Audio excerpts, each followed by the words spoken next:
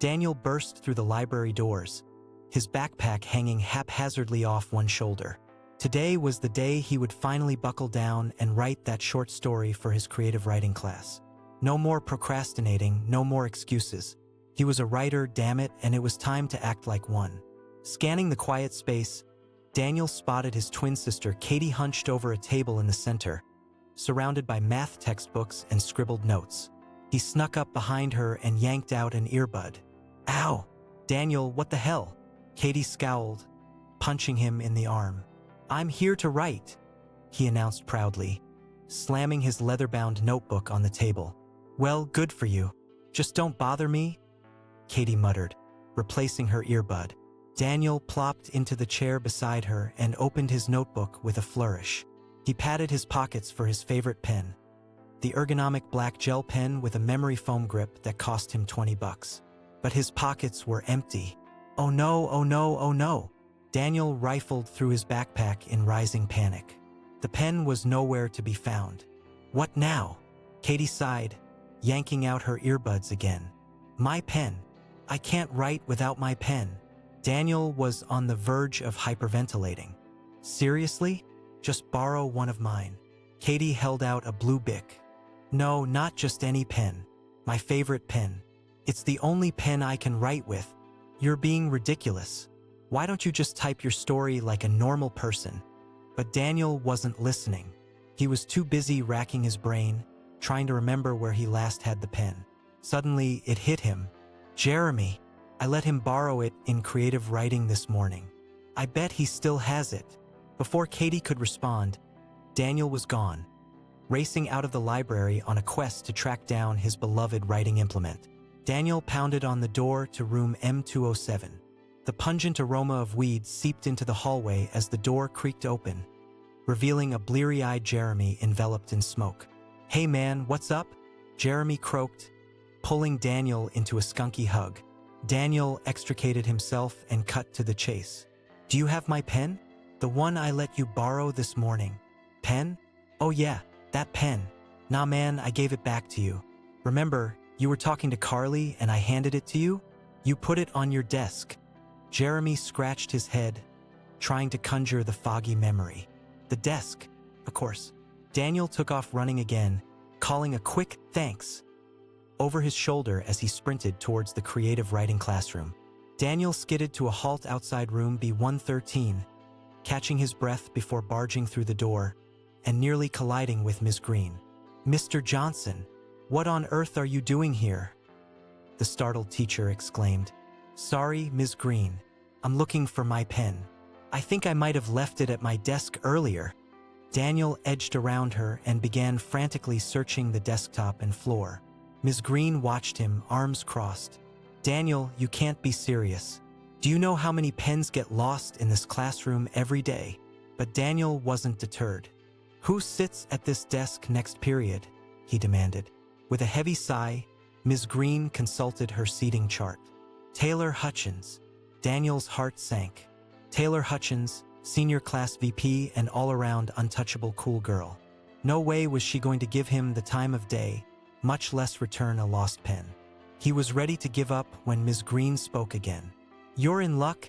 Taylor is running the fundraiser in the quad until 3 p.m. If she found your pen, I'm sure she still has it.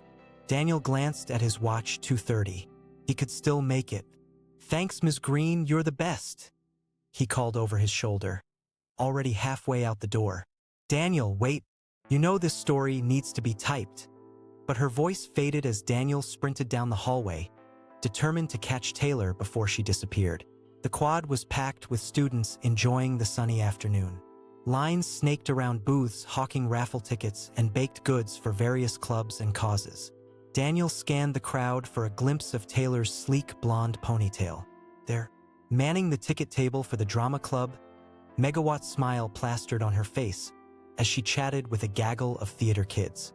Daniel elbowed his way through the throng. Taylor, hey Taylor.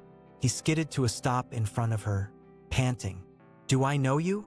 Taylor arched a perfect eyebrow. I'm Daniel. I sit in front of you in creative writing, and I think I might have left my pen at our desk, and Ms. Green said you might have it, and I really, really need it back." The words tumbled out in a desperate jumble. Taylor held up a hand to stem the verbal onslaught. "Whoa there. A pen, you said? Black? Gel grip?" "Yes." Daniel nodded eagerly. "I did find a pen like that, and I put it in the take a pen leave a pen jar. In the library."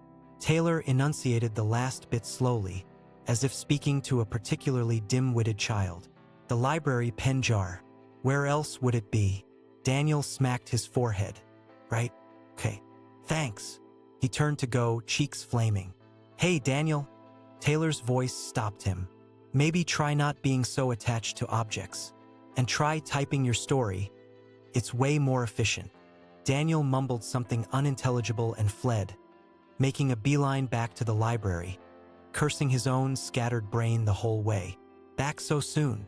Katie smirked as Daniel dropped into the chair beside her, defeated. He grabbed the take-a-pen cup and dumped it out, pawing through the motley assortment of Bics, Papermates, and a few fancy metallic pens clearly not meant to be taken. But no sleek black pen with a memory foam grip. "It's not here," Daniel moaned, head in hands. "What's the big deal? Just use one of these other pens and start writing already," Katie said, exasperated. "I can't. That pen is my lucky charm, my inspiration. Without it, I'm lost. I'm nothing." Daniel stared morosely at the scattered pens. Katie snorted. "Oh, please. You're being ridiculous and you know it. That pen is just an excuse." "An excuse for what?" "An excuse not to write.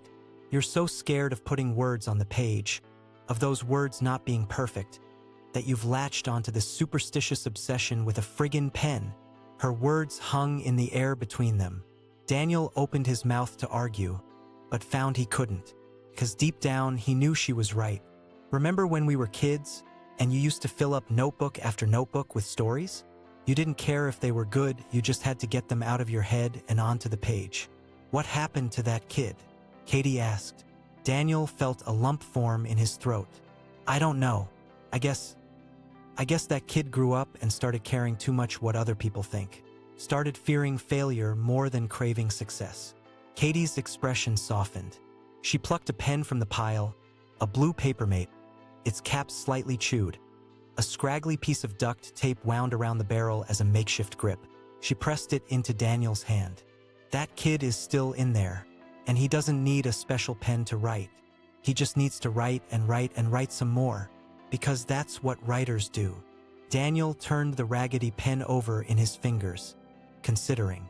Then, with a decisive nod, he flipped to a blank page in his notebook and began to write. 3 hours later, Daniel's hand was cramping and the Papermate had nearly run out of ink. But the pages of his notebook were filled with the beginnings of a story. A silly story about a guy on a crazy quest to find his lucky pen, but a story nonetheless. He flexed his tired fingers and grinned at Katie. The Papermate did the trick, though I think it needs a new tape grip. Katie rolled her eyes and tossed him her neon duct tape dispenser. "Whatever works, bro. Just promise me one thing." "What's that?" Daniel asked, carefully snipping a length of tape emblazoned with smiling tacos. "Promise me you won't ever again spend an entire day chasing down a pen when you could have been writing?" Daniel wound the taco tape around the Papermate and held up the reborn writing implement with a flourish. "That is a promise I'm actually going to keep. The chase ends here from now on. It's nothing but writing." He paused. "Well, writing and the occasional taco truck detour." Daniel ducked, laughing. The pen might be a junker, but the words it helped him get on the page, those were pure gold. And there were plenty more where they came from, lucky pen or not. Daniel capped his new old pen and tucked it lovingly into the front pocket of his backpack. The quest was over. The real adventure, filling every page of his notebook and beyond, was just beginning.